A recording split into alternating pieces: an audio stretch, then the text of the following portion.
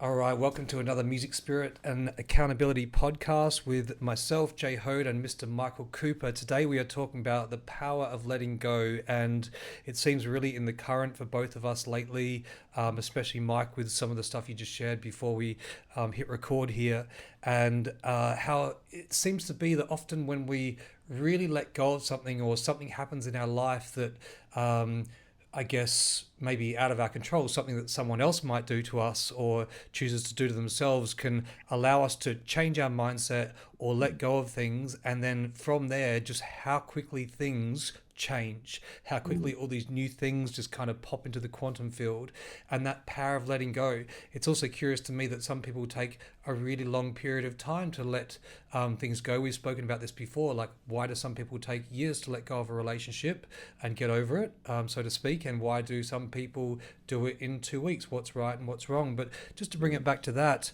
Mike, the power of letting go. What does that mean to you, and how do you how has that been so profoundly beneficial to your life over the last few weeks and months? Yeah, definitely over the last few weeks. I think before that, I've suffered with it Mm, of not letting go. And I think that suffering is birthed from when I want something, it's like I can't let go of the idea. I must have it. I must mm, complete it, even if it's not good for me. I made my mind up. I need to complete the mission. And even when I know that it's not serving me, I'm like, yeah, but I need to close it. Like, I need to have my way. And it's in those moments that I really suffer because even in relationships, I used to want to always be right. Like I mm. would be logically and like mathematically, scientifically, I can prove that you're wrong here. I've got all the evidence. And I would force my way and I won't let go until I'm proven right. Well, yeah. You, And you just said then, sorry to interrupt, but you just said, even when I'm choosing something that I know doesn't serve me. So why would you choose something that you know doesn't serve you?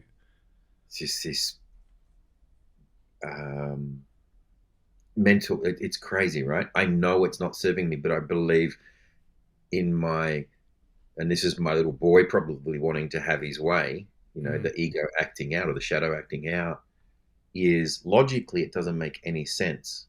But I believe that if I have it my way though, and it falls into alignment, and if I get it my way, it'll all be magical. yeah. And this is me pressing my will and my desires onto someone else Hmm. based on my either expectations or my pains or my voids from my past, trying Yeah. to have needs met. Yeah. And really, I'm forcing a square peg into a round hole. Yeah. Maybe I'm asking something from a lover that they're just not capable of Yeah. ever, like ever going to be. But I want it so much because I've decided to choose you. Mm, And well, I'm going to bend every universal law that there is just so I can have my way. yeah. And the crazy thing is, when you finally had enough and you've betrayed yourself, you've beaten yourself up, you're depressed, and you finally get forced in, there's a gun to your head and you have no other option but to let it go, Yeah. all of a sudden the universe starts delivering within minutes Within when you minutes. genuinely let go. Because we've had this chat. I've gone, no, no, I'm letting go. Bullshit. Yeah. Like, I told you that Yeah. and held on to all of the hope Yeah. and the made up bullshit stories that I told myself that Mm, if that mm, aligned and the stars moved to here, yeah. you didn't let go. Yeah. And then you And you're finally right, let go. you did tell me, and I believed it, and it felt genuine. And I believe in that moment, I guess, with your mental, with the psychology side of things, it felt like you believed it. And there's maybe something still left, some residue left in the heart that wasn't letting that to fully move forward beyond the story, right? So going that little bit deeper to let go of that part in the heart, if that's there, the way that seems to affect the quantum field, let's say, with this, the power of letting go concept is, without that, it's just kind of feels almost useless. So what's it going to take to go and do that extra bit, or to bring that awareness there, right? Yeah, I think while ever you're holding onto this thing so dearly, the universe is sitting there going, I've got all of these riches. I've got all of these opportunities. I've got all of these blessings for you. However, I can't deliver it because your hands are full with this shit that you're holding. Yep. Yep. So until you're ready to let go of that shit, I'm just going to have to sit here and watch you suffer. Yeah. I used to use this analogy with money when people used to come and see me for money. And I'm like, people were really tight with money and they would hold on to it so tightly. I said, cool, let's do an experiment. I said, I want you to hold this water bottle and imagine it's all of your money. And I want you to hold it really tightly because that's what you're doing with it. Mm. You're a miser. You're afraid of losing it. You're afraid of people taking it from you. You're hoarding it. So I want you to hold that as if you hold your money. Yeah. And I'd pull out $100 note. And I'm like, this is a green, beautiful, brand new $100 note. And I want to give that to you. I want to give this to you. I want you to take the $100 note, but you can't let go of your water bottle. You want you to hold that really tight because it's important to you. And they're like, they couldn't do it. And Mm. I'm like, no, no, I really want you to have the $100. It's yours. Here, please. You know what? Let's make it five. I'll give you $500 and put five $100 notes there. And they'd be like, but I can't. And I said, and it's exactly what the universe is asking the same thing Yeah. from me. Yeah. While ever you are holding on to your limited resources, I can't bless you with the abundance that's available to me. And in that moment, they got it. And I get that from a money perspective. But when it comes to relationships, I'm terrible. Mm. I hold the water bottle so tight, Mm. and it's not the right water bottle half the time. Mm. Yeah, wow, that's huge. So I guess an invitation to our listeners, to try and leaning into that, that gifting mentality, that sharing, that abundance in giving and receiving, because it is such a fine line. I can really relate that back to business. Right now as well with Autism Music Australia, the launch, we went live October the 1st now, and it's been quite the journey. And just for me, the importance of coming back to, we're trying to build a portal that can hold so many people and have such a large clientele easily. But I've had to really draw the line in the sand the last week or two to say to everyone, no, we need to deliver absolutely exceptional, personalized, heartfelt business from the get go as a priority. Like, it's just got to be, everyone's got to feel so loved and so supported, and we have to go well out of our way with, whatever is needed to make them feel that way, I believe. And I know it's a hard thing to bring to bigger businesses and bigger projects, but man, it's like, it's what my heart, it's what I've kind of always done, it's who I am, and it's something that I really love and it lights me up. Also finding that capacity to juggle it all, of course, but having that forefront to just give, and trusting that the everything else will align, not to receive, not to to give, not to receive, and leaning into that. What's your lesson here? So we're talking about letting go, and what is the lesson? What are you letting go of in this model with the school? Yeah, I guess I'm letting go of uh, some of the business things I've learned from other projects that I've had, like Tribal Moon Cacao, or all my music schools around the world, all the people that I teach, all my online coaching and business coaching and stuff. It's all that exchange of time for money, and Mm, I really, as I've been saying to you for a while, trying to build these projects to no longer exchange time for money as part of the general idea of the creation, but also to share what I do with a much larger amount of people, because I've run out of time to do that. So I've had to look into different things. Um, to bring that back to answer your question, that even that has been the case of trying to build these projects to, in the long run, no longer exchange my personal time as much for money, but just have it more automated, still to bring in that initial phase. It's so important, I believe, in the setup phase and ongoing, to then put people in place to take over those roles, but especially in the setup phase and the beginning phase, to have that connection and to go above and beyond with the personalized connection, with it all. I'm just bringing up on my website here on the how to apply, or something. Hold on, entry requirements just here. Simply book a call with one of our friendly teams so they can hear your unique story and help select the perfect musical journey for you. That's so important, that prioritizing of making everyone feel that way is the due diligence, the care, the exceptional personalized service to go above and beyond every time. Mm, And sometimes that's just listening, and mm, and if it's a fit for them or not, it's no skin off my back, so to speak. As in, I'm still going to be connecting with my daughter and my family through music every day. So I'm still playing, I'm still connecting with music, and I'm going to be loving it. Whether they choose to go on that journey with themselves and their child, it's up to them. But mm. yeah, sort of nothing to prove, but everything to give. Have you had an experience where you've, like we shared one before this recording? Have you had an experience where you've been holding, and then you finally let go?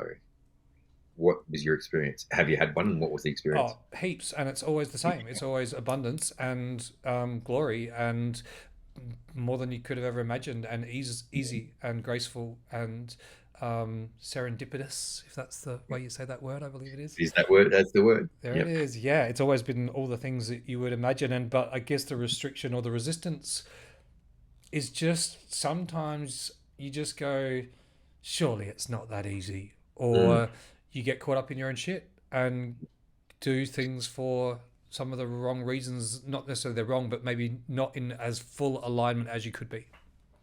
So what's coming up for me is what's the so that's all good and well. Like we talk about letting go, and if it was that easy, well, I would have done it before now, Yeah, sooner than I have. yeah, So what's the core wound? And I'm sure it's different for every scenario. So for relationships, it could be different to business, but I wonder what that core wound is. That's so I'll use myself, throw myself under the bus.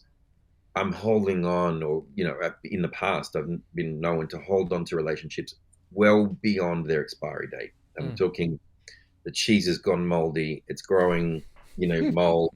Um, People are afraid to use tongs to even get it out of the fridge, kind of that Yeah, long. yeah, Um, the ship sailed, and I'm hopeful. I can reverse that mold. I can bring mm. this cheese back. No, it's dead. Yeah, It's And so in relationships, I'm curious, what's the core wound? Am I trying to? I'm just trying to unpack it as we go and yeah. live. I love that. Am I? Well, there's two ways to look at it. Is my unconscious belief that I'm worthy of abusive relationships? That's what I think I'm worth. Is that the unconscious belief? And I'm going to pull in anything to validate that. See, told you, this is all I get. This is as good as it gets. So Mm. I may as well take this because there could be worse abuse out there. This is Yeah, good abuse.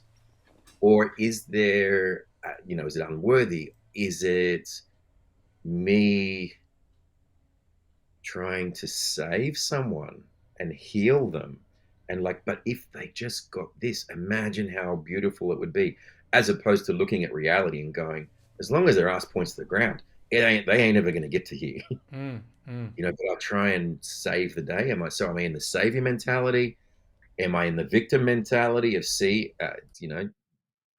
that is one of my traits. It's one of my wounds was love is abusive.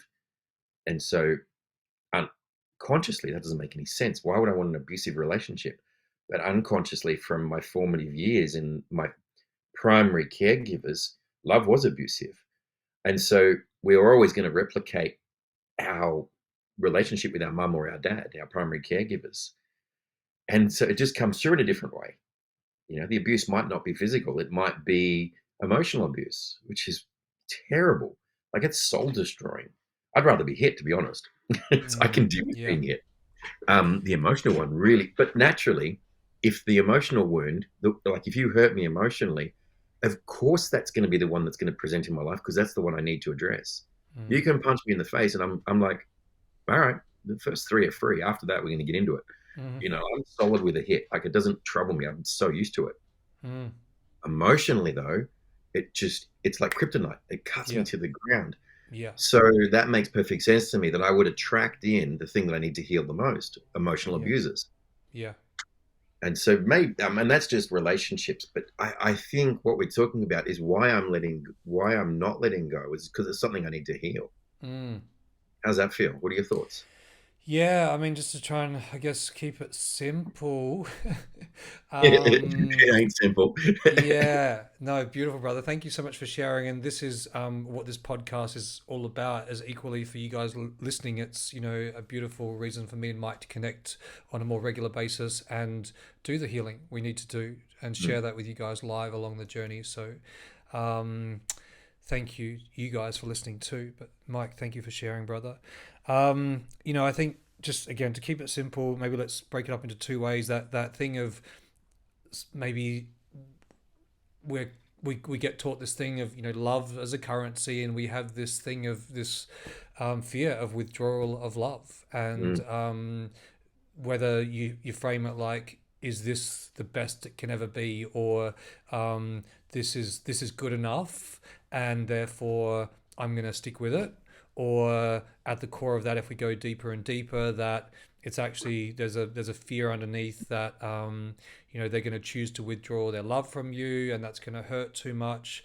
um, I don't feel personally, it's just in my opinion, that relates maybe so much to you because I know you so well, but I feel like with other people sometimes it does, like, and that's related to me at times in my life. And that withdrawal of love, it's a thing. And I guess at some point as kids we're taught that thing, that love is a currency, and that thing of being sent to our room as a kid, and not Mm. knowing clearly, like, just go to your room, and there's nothing around it, there's no frame of like, mm, you know, do you think right now, and saying this to a kid, it's probably not going to land anyway, but the energetic softness of like, just go to your room with no outcome, compared to, hey, I think it's time we have some time out Mm. in your room. And the idea with that is settling down for a bit so then we can come out and have a talk about this when we're calm. Mm. I'm feeling like a 5 minute timeline would be great for this, and framing it so there's that softness around that, so there's not like, I'm taking my love away from you now endlessly, and I may Yeah. or may not choose to give it back when I see fit. So that's that frame around that. And then that other thing of trying to help someone, and we've all spoken about this a lot of time in the healing and psychology fields, that it's a difference between trying to yeah, heal or fix someone, to just sharing knowledge, for them to choose to relate to or not to relate to then do the work. But I guess that's a little different to what we're talking about. But it's the same kind of thing, right? Like, I know that the more I mature and age, and grow, the more I'm less inclined to share my opinions about Yes. things, unless people are directly coming to me and asking for it, in which case I'm all for it if they want to ask it and they've got a direct interest. But gone are the days of me trying to preach to someone that they should or shouldn't do this. I mean, I'm by far perfect on that, and I definitely still sometimes catch my tongue wanting to dive into that, especially Mm. with the people that I have the most long-term relationships with: parents, partners, brothers and sisters, long-term friends. And at times even with you, that was some examples with some of the beautiful things that you've shared, and I've had to bite my tongue, You and literally bit you your tongue. I yeah. remember times where you were like, thank you, brother. I could mm, see you mm. gnawing on your tongue on the inside. Yeah, yeah. And then sometimes, 30 minutes later, just having to do the extra yard and leave you that voicemail, and being Yeah. like, oh, this one's for me, Mike. I'm just gonna say it, Yeah. or just, again, following up with, man, thank you for sharing. I'm here for you. And but yeah, I don't know. How does what I just shared land with you? I wrote something down just then. So whether it was in business or relationships or money, whatever it is, the thing that when I was listening to you,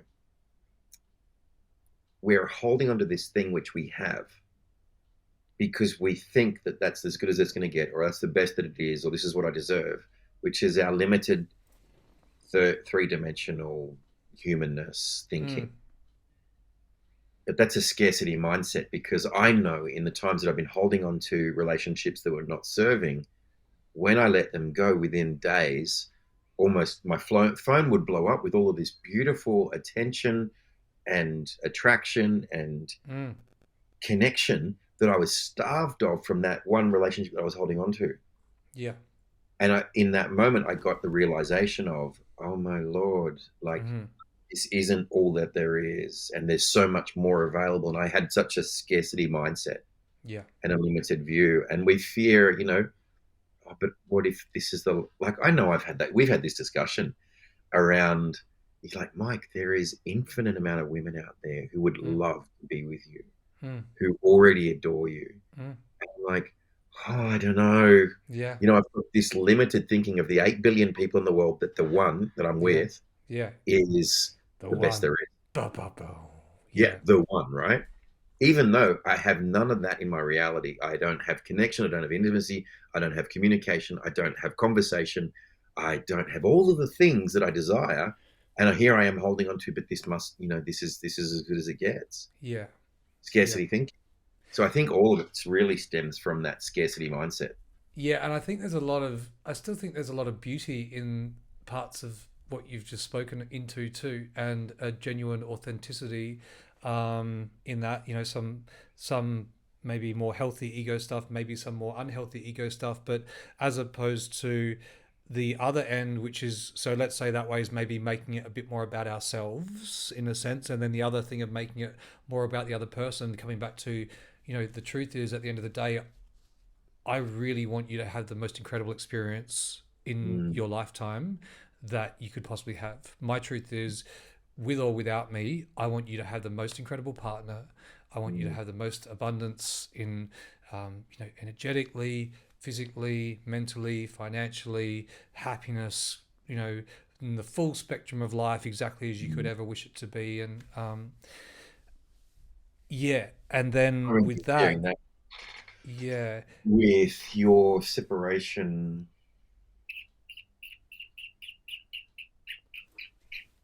can't remember when it was, but it was exactly that you just yeah, said. Who am I to stop you from?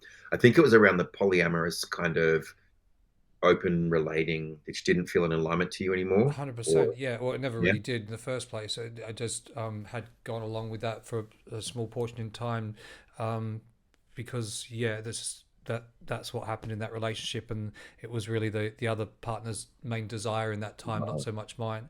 But so all but these then things are kind like of you said, playing out, and I think both sides of those stories, like what you shared before and sort of what I just shared, they kind of both have pros and cons. And I feel like the more I've evolved with it all, I kind of like to meet somewhere in the middle, because mm, I feel like I'd become a little bit too much of the spectrum that I just shared of being like wanting what's best for them.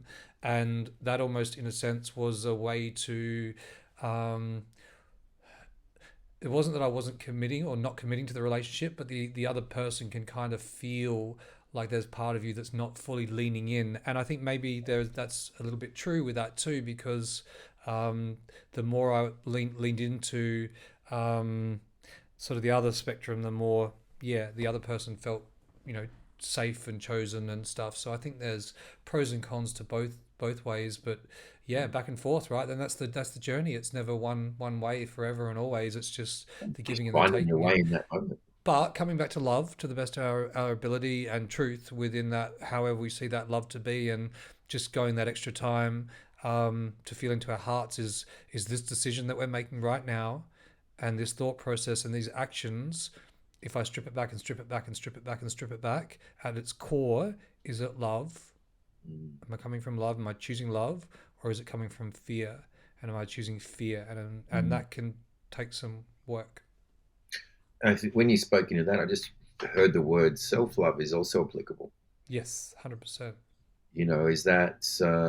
Is this environment that I'm in, or the relationship, or whatever?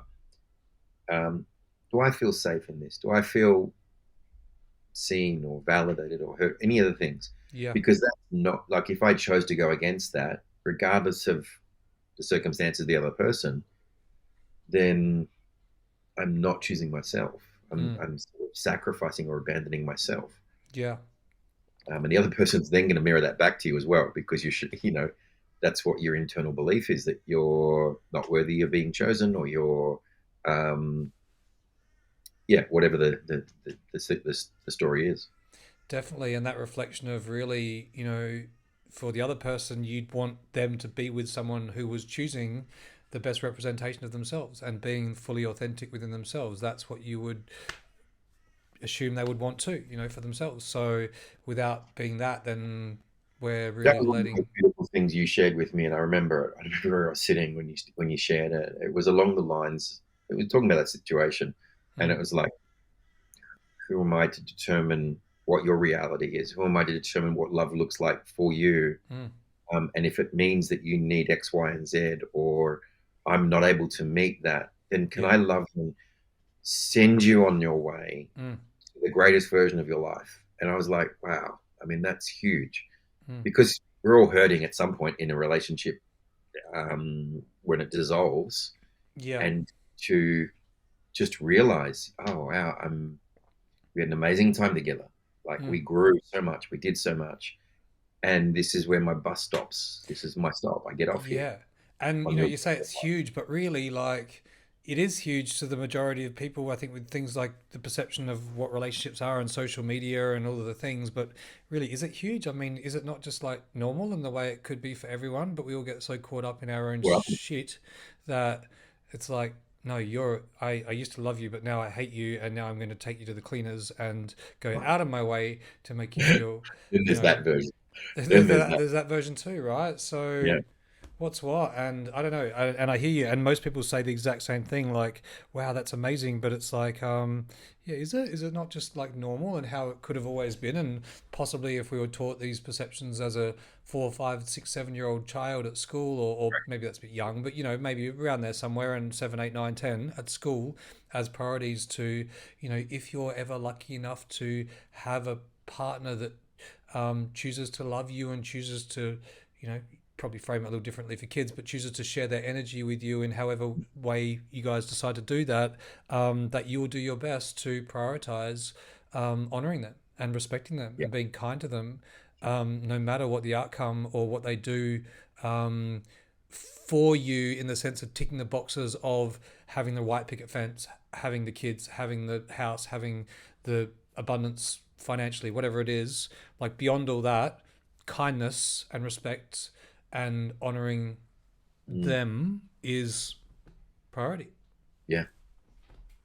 I think where we come unstuck in society, from a psychological point, all of the stories, fairy tales, cartoons are this fairy tale.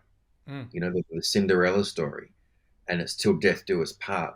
It's not until this thing is no longer, or until it's no longer a thing. Yeah, It's till death do us part. yeah, And when we part, that means we must die. yeah, And when we look at that from a psychological standpoint, the minute, so at this point, someone now identifies, I'm in a relationship with Jay, we're married, it's till death do us part. And mm. I love that. That's amazing. And it feels great, Yeah, especially in the first 12 months. And life happens and mm. life moves in us and we ebb and flow and change. But I identify with till death do us part, or I identify with marriage. Yeah, And when that dissolves and ends, my identity collapses. yeah, And so people will fight to the death to yeah. protect Okay, their gotcha. identity. Yeah, love Because that. when an identity collapses, they don't know who they are anymore. Yeah, And this is where those scenarios of, like you just explained, mm. we were loving one. The next day we're at war and we're going to court and I'm taking you for everything you've got. Mm. Within minutes, Mm. we slept together only like 2 days earlier. Mm. But then we had one final fight and it was divorce and then it Mm. all goes pear shaped. Mm. And that's because the identity collapses. And Yeah, the minute someone's identity collapses, they go into survival mode. And I need yeah, to protect and defend myself to death because an identity loss is a death, it's an yeah, egoic death. yeah, And I've projected out onto the world that I'm happily married and it's going to be, I found my one, I've won out, and I've till death do us part. yeah, And now I have to face the world where I've told that I am one out, yeah. that I'm no longer one out. Holy shit, my social status drops, my identity drops, all of my wealth just disappears. Mm. Like all of the things that we identify with collapses. And this is why there's so much, what I experienced it, why so many people suffer life threatening depression Mm. on the back of a divorce, Yeah, because their whole world and an internal structure, their identity has collapsed and been broken. And yeah. unfortunately, they're going to pin that on the person who is breaking up with them. Mm. And then it becomes war. Literally, it is Yeah, war, yeah. um, And which is so sad. that identity lost really could be can just as easily be a celebration, an exciting celebration, and that maybe could be another thing that's taught to these kind of more deeper psychological, emotional concepts could be touched on, for kids maybe at school. Um, and also, on the flip side of that too, there's some really beautiful ambassadors of that marriage and white picket fence, that do it Yes. from start to finish and have the most incredible experience and inspire the shit out of all of us along the way too, right? To, I am you know, deeply inspired by that shit. Like I yeah, hear people and same. they go, "Oh, I've been married 20 years," and I'm like, "Oh, Yeah, I'm celebrating you right now. I yeah, love that." And yeah. yeah, Yeah, so cool. So, there's priorities, to all of it. But to come back to what we started with is the power of letting go, right? The power of mm, letting go. And I think, everything that we've discussed along this, like, through these last 30 minutes, kind of, it's all possible, I believe. Any of those options that we spoke about is all possible. Um, quick and inventory for our listeners. yeah, Quick stock take. If you've come this far, thank you for staying. yeah, And my question to you is, what are you holding on to yeah, that you know is not in your highest alignment, mm, or is just a little bit grinding, a little bit crunchy, and you've been holding on for too long, and you yeah, know that you shouldn't be holding it. yeah, Shouldn't is a projection, but should is a projection of someone else's values. But either way, internally, you just know that it's like gristly. mm, And my invitation is at least to have a look at that and go, yeah, why? Why do I hold on to this? What am I afraid of? What am I afraid of gaining all of that abundance? yeah, Is that fear of success? Or is it a fear of failure? I had a mm, failed relationship and that also has an identity crash. So yeah, if you're listening and you've come this far, just sit with yourself for 5 minutes at the end of this podcast and go, take a stock of my life. Is there yeah, anything that is it a friendship, a relationship, a beloved, a business, a money philosophy? You could apply it to any principle, but yeah, just take a stock and go, where am I the blockage to the yeah. universal flow of abundance? And I think that that can often be as simple as not committing to a decision. What's stopping me from committing to that Yeah. decision? Like beyond the words, beyond the I said I was going to, and everyone even believed me. Like what's in my heart Hey, I here feel like is you're referencing me at this point. no, I'm not, and I couldn't help but have a cheeky smile with the way you looked at me. But yeah, I'm really not, mate. I'm really not because I know you know this as much as I do. So you're the last person that I need to preach to. Is the way I feel anyway. But um, yeah, no, but I was actually feeling more into myself, and that's something that I've really leaned into. Even just these last few months of being in Fiji last month and having Mm. that time and how much of a priority that time is for me to spend time by myself to come back and lean into things. We need to Um, do a podcast on that. I think yeah, we missed the Fiji trip, so let's earmark the next podcast to talk about Fiji and what that great. was like to be in the jungle. Yeah, yeah, definitely. Let's do that. Mm. Sounds great. Yeah, I I love think that. We missed that one. we'll wrap it up there today, brother. Such a pleasure as always, and thank you to our listeners. Like Mike said, if you've come this far, we appreciate you so much. And feel free to reach out to us anytime. Jho.org for me, and Mike, what's your website? I am michaelcooper.com. Beautiful. Yeah, we're always there for you guys, so reach out anytime. Cheers, brother. I hope you have an awesome. You're going to Bali, right? You're going to Bali right now. I'm off to Bali. So yeah, heading to the city now and then jump on a plane on Sunday. 10 days in Bali for a couple of amazing business opportunities. Wow. Yeah, really, really cool opportunities. But also just, it's been this amazing cascading of events. I'm booked out for the 10 days with all of these people that are over there, and I'm catching up and talking about podcasts, books, business opportunities. It just has happened. So, Amazing. yeah, super excited. And once I get on the plane, I'll relax. So good, brother. Enjoy, and we'll speak to you soon. Take care, bro.